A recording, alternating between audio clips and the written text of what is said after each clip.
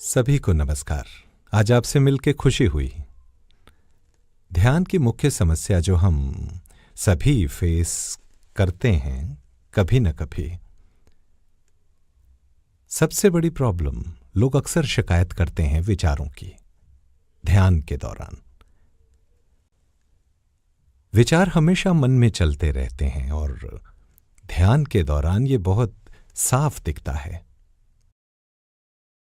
मेरे गाइड कहते थे, जैसे आंखें देखने के लिए हैं, कान सुनने के लिए,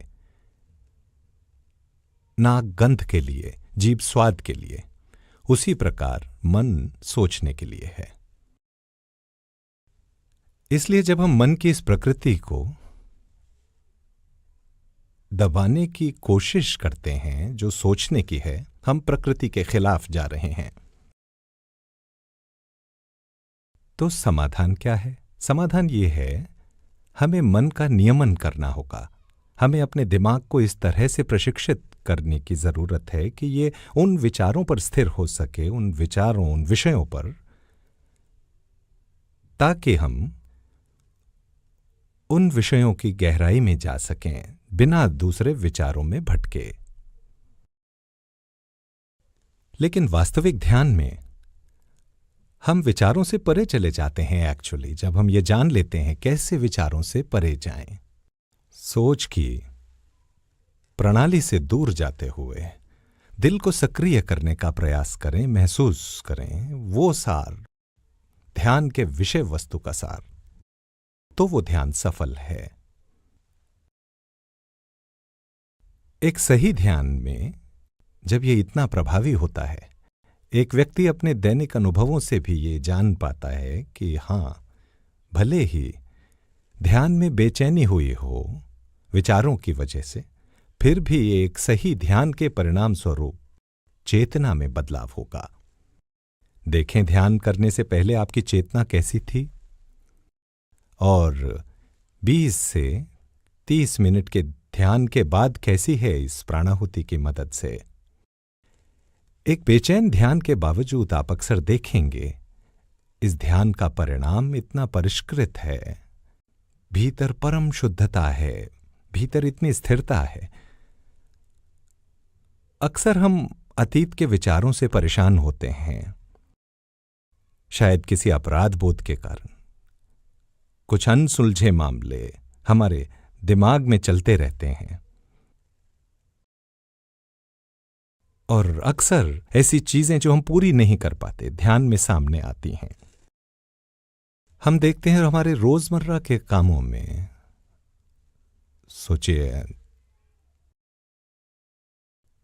घर से कोई फोन करता है, आते समय सुपरमार्केट से दूध ले आना, और जब आप सोने जा रहे हैं रात 10 बजे या 10:30 बजे, अचानक याद आता है, मैं भूल गया दूध लाना।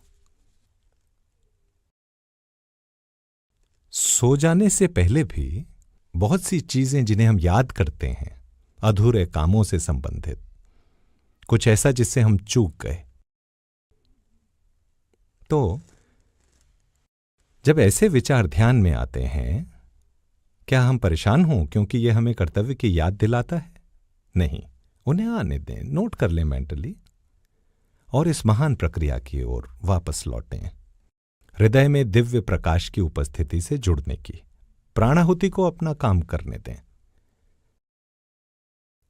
जब विचार उठते हैं, बजाय उनसे लड़ने के, परेशान होने के बजाय, तो ये अच्छा होगा अगर हम धीरे से अपने आप को याद दिलाएं कि मैं ध्यान कर रहा हूं अपने हृदय में उपस्थित दिव्य प्रकाश पर। अगर हम विचारों पर ध्यान देते हैं, ये वैसे है जैसे कुत्ते के भौंकने पर ध्यान दें। ये हेल्प नहीं करेगा, हमें आगे बढ़ते रहना है धीरे धीरे, सॉफ्टली, हमारे चारों ओर की चीजों पर ध्यान दिए बिना।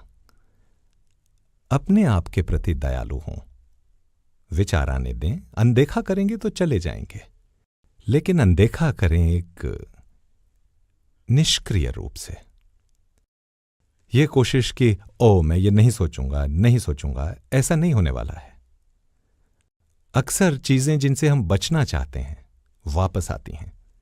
मैं आपसे एक सुंदर कहानी शेयर करना चाहूंगा, एक छोटे से लड़के के बारे में जिसने अपने गुरु की सेवा की वर्षों तक, इस आशा के साथ कि एक दिन गुरु उसे पक्षी की तरह उड़ना सिखाएंगे। गुरु ने उसे बताने का प्रयास किया कि जब तुम 15 साल के होगे, पूर्णिमा की रात को तुम्हारे जन्मदिन पर मैं तुम्हें सिखाऊंगा कैसे ध्यान करें। ऐसे ध्यान करें कि ध्यान के बाद तुम पक्षी की तरह उड़ सकोगे। तो फिर वो दिन आया। लड़का बहुत उत्साहित था। गुरु के पास जाके बोला, मैं तैयार हूं, कृपया मुझे सिखाएं पक्षी की तरह कैसे उड़ सकते हैं। तो गुरु ने कहा, मैं तुम्हें ध्यान की एक विधि बताऊंगा। तुम घर जाओ, नहा कर आओ, साफ कपड़े पहनो और ध्यान के लिए बैठो। लेकिन ध्यान के दौरान बंदरों के बारे में मत सोचो। जाओ, शुरू करो। रास्ते भर वो बहुत खुश था। मैं बंदरों के बारे में नहीं सोचूंगा। कैसे सोच सकता हूं? मैंने बंदरों को कभी नहीं देखा, तो मैं कैसे सोचूं बंदरों के बारे में? वो घर जाता है इस सोच में कैसे बंदरों के विचार की उपेक्षा करे। और जब वो आधी रात को शुरू ही करने वाला था, पूनम का चांद उसके सर पर था, इतनी आशा के साथ वो ध्यान करने की कोशिश करता है। अचानक उसे याद आया, गुरुजी ने कहा था बंदरों के बारे में मत सोचना। और ये लो, अब बंदर ही बंदर थे उसके मन में। चीजें जिनसे बचने की कोशिश करते हैं बार बार जहन में आती हैं। सबसे अच्छा है ध्यान मत दो। हमें समझना चाहिए कि विचार क्यों ध्यान में आते हैं विशेष रूप से। देखिए, ये ऐसे है, ऐसा नहीं है कि हम दूसरे समय पर सोच नहीं रहे थे और अन्य क्षणों के दौरान विचार नहीं थे। वे हमेशा रहते हैं, लेकिन ध्यान के दौरान हम उनके प्रति सजग हो जाते हैं। दूसरे अन्य गतिविधियों के दौरान जब विचार होते हैं, वो आते हैं, लेकिन हम इतनी सारी अन्य चीजों में बिजी रहते हैं, चीजों को देख रहे होते हैं, आंतरिक चेतना पर हमारा ध्यान नहीं रहता। विचार हालांकि वे पैदा होते हैं, बेखबरी में चले जाते हैं हमारे चेतन मन से। जब हम ध्यान करते हैं तो खुद अपनी चेतना का सामना करते हैं। आपका दर्पण आपको देख रहा है और बचना मुश्किल है इससे, खासकर ध्यान के दौरान।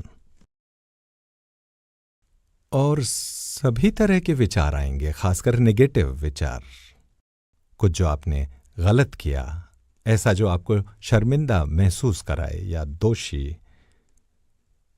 कभी कभार कुछ अच्छे विचार भी हो सकते हैं, लेकिन जो भी हो, विचार अच्छा या बुरा, कोई भी डिस्ट्रैक्शन मुझे लगता है ध्यान को भंग करता है। मैं आपको कुछ पढ़कर सुनाता हूं, मेरे पहले गाइड से कुछ, शाहजहांपुर के रामचंद्र। 1940 के दशक में अपनी पुस्तक सत्य का उदय में वो विचार व्यक्त करते हैं और वो कैसे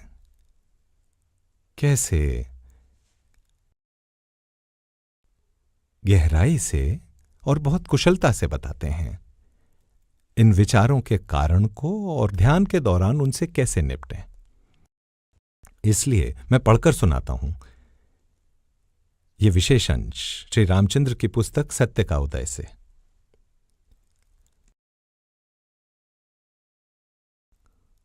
आमतौर पर लोग शिकायत करते हैं कि उनके मन में बहुत से विचार आते हैं ध्यान के समय।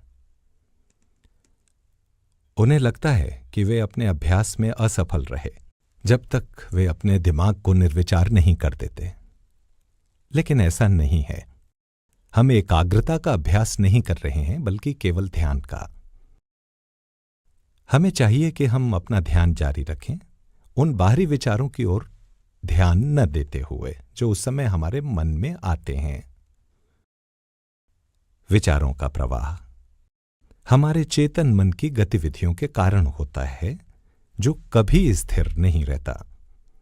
हम अपने अवचेतन मन से ध्यान में व्यस्त होते हैं, जबकि हमारा चेतन मन भटकता रहता है और अनेकों विचार बना रहा होता है। इस तरह हम कुछ भी नहीं खोते। कुछ समय बाद, पर्याप्त अभ्यास के बाद, चेतन मन भी ढल जाता है और अवचेतन मन के साथ सौहार्द के साथ काम करता है। इस तरह प्राप्त परिणाम गहरे होते हैं और दूरगामी, और अंततः शांति, जो आत्मा का गुण है, स्थापित हो जाती है।